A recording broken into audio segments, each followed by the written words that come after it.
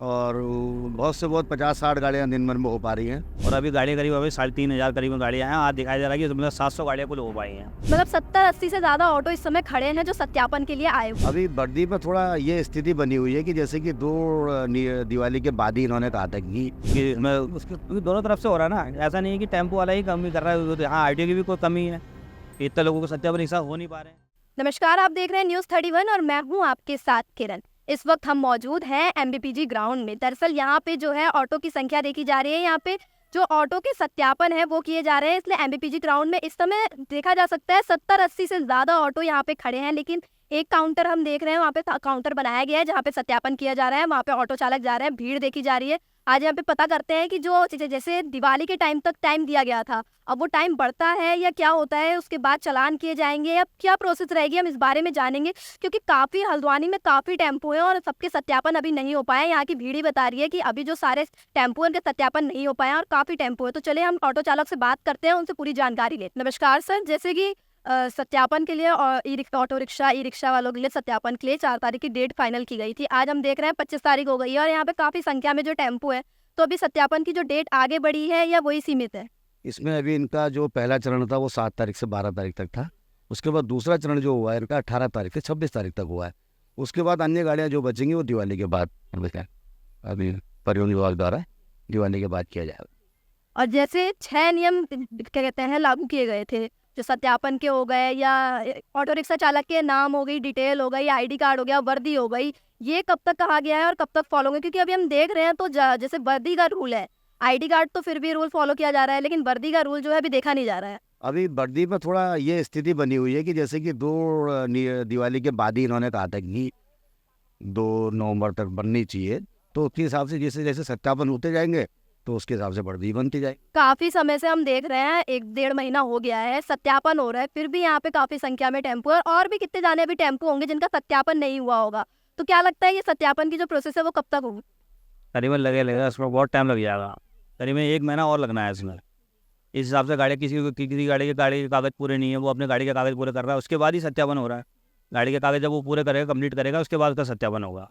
तो क्या लगता है ये जो डेट है वो बढ़ाई जाएगी या फिर जो अगर सत्यापन नहीं होता है तो उनके खिलाफ कार्रवाई हो? ना डेट तो बढ़ाई जाएगी इसमें, क्योंकि इसमें उसके दोनों तरफ से हो रहा है ना, ऐसा नहीं है कि टेम्पो वाला ही कमी कर रहा है, हाँ आरटीओ की भी कोई कमी है, इतने लोगों को सत्यापन एक साथ हो नहीं पा रहे हैं।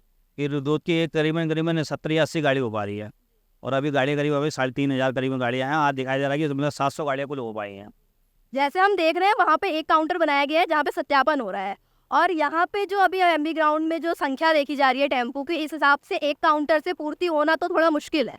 हाँ, थोड़ा मुश्किल है और बहुत से बहुत 50-60 गाड़ियाँ दिन भर में हो पा रही हैं और उसमें थोड़ा सा ये हो जा रहा है कि थोड़ा सा उसमें जो पुलिस वेरिफिकेशन होता है मेन जो होता है उसमें थोड़ा लेट हो जा रहा है, बस बाकी तो हो ही रही है। मतलब इसके लिए जैसे काउंटर वगैरह अगर बढ़ाए जाते हैं, अगर उसी डेट में काम करना है तो काउंटर बढ़ाने चाहिए और जो काम जो है थोड़ा तेज होना चाहिए। थोड़ा तेज होना चाहिए, हाँ।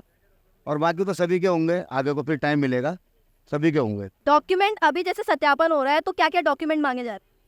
इसमें आधार मेन है और ड्राइवर का लाइसेंस हो गया, गाड़ी के कागज़ कंप्लीट हो गए। उसमें कई चालकों के जो है ड्राइव लाइसेंस जो है चालान में गया हुआ है, उसमें भी जो है काफ़ी दिक्कतें हो रही हैं और उसमें मालिक को जो है सामने लाया जा रहा है कि भाई मालिक का सत्यापन होना है। कई मालिक हल्द्वानी में नहीं है, जो ऑटो बेच के यहाँ से चले गए हैं, थोड़ा सा वो तकलीफ हो रही है। और जैसे कई चालक ऐसे होते हैं जो किराए में टेम्पो लेके चलाते हैं, तो उन लोग की क्या प्रोसेस है? जैसे सत्यापन हो रहा है वो चालक का हो रहा है या क्या कहते हैं जो ऑटो का मालिक है? वो दोनों का ही हो रहा है, लेकिन उसमें चालक जो है बाउंडेशन में नहीं है, वो किसी की भी गाड़ी चला सकता है। वो अभी तो गाड़ी लेके आएगा किसी ना किसी की, उसके साथ साथ उस गाड़ी के साथ साथ में फिर वो आगे किसी की भी चला सकता है। कार्ड जो है उसी को मिल रहा है, वो किसी की भी गाड़ी चला सकता है। तो वो फिर किसी की गाड़ी चला सकता है, उसके बाद सत्यापन होना जरूरी है। लेकिन जैसे ऑटो में डिटेल लिखी जा रही है वो फिर चेंज होगी। वो चीज़ होगी उसमें डिटेल तो ऐसा ना, हमने तो वैसे जब देखा जाए तो यहाँ पर आप दिखाएंगे ये हमने स्वामी का ही नाम लिखा है, वाहन स्वामी का नाम लिखा हुआ है।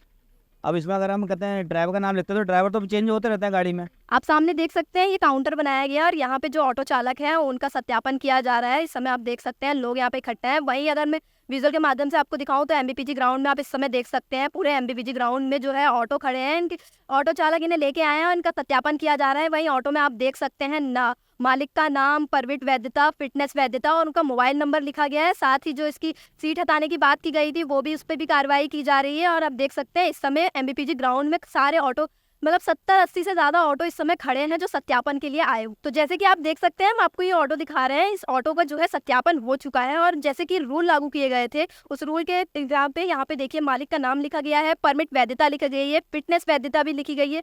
साथ ही जो ऑटो चालक है या मालिक है उसका फ़ोन नंबर लिखा गया है। साथ ही एक रूल और लागू किया गया था कि यहाँ पे पुलिस हेल्पलाइन नंबर, एम्बुलेंस सेवा, आपातकालीन सेवा, महिला हेल्पलाइन, ये सबके नंबर जो है यहाँ पे लिखे गए हैं। साथ एक रूल ये लागू किया गया था कि जो टेम्पो है उसकी आगे की सीट हटा दी जाएगी। वो अभी हम देख सकते हैं यहाँ पे जो एक्स्ट्रा सीट लगती थी वो तो फिलहाल हटा दी गई है। रूल का पालन बिल्कुल अच्छे से किया जा रहा है। साथ ही यहाँ पे जो ऑटो का सत्यापन हुआ है उसका भी यहाँ पे संख्या लिखी गई है।